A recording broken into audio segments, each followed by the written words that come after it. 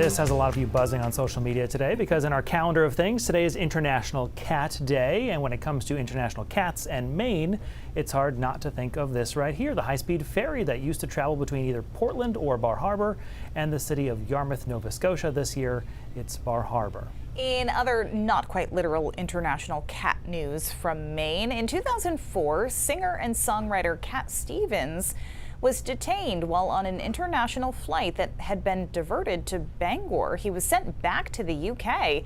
The singer, who changed his name to Yusuf Islam after converting to Islam in the 70s, was on a no-fly list. Officials believed he had contributed money to terrorist organizations, but an investigation revealed it was a man with a similar name who actually made the donation.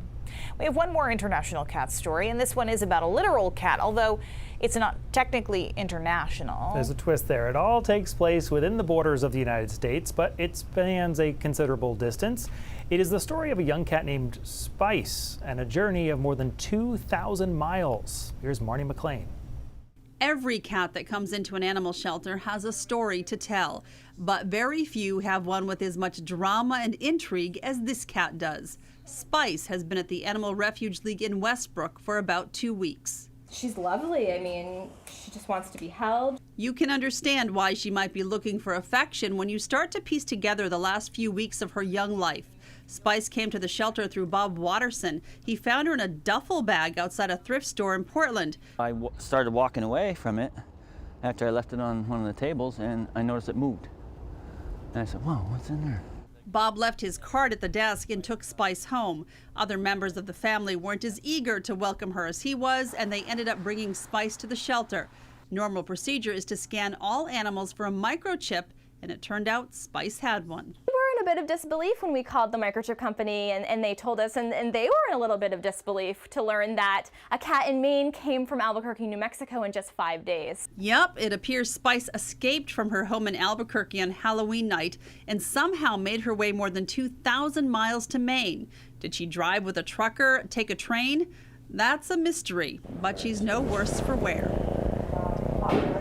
Listen to her. Her story is getting national attention, but Spice seems content to explore the floor and make a friend or two at the shelter. So what's next for celebrity Spice here? Getting her back home to New Mexico. The owner doesn't have the money to pay for the trip, but another pet owner is stepping up to help. John Ayers is the CEO of IDEX. Pet health is their mission, and Ayers happens to be a cat guy. This kitty has had quite a miracle, and I just felt that we needed to complete the story. Ayers is paying for Spice and a shelter employee to fly to New Mexico and reunite the kitten with her family.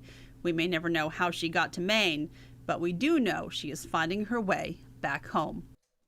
It's quite the journey across the country. Poor thing. Marnie McLean, by the way, with that story from 2014. Spice did wind up getting home safely later that same year.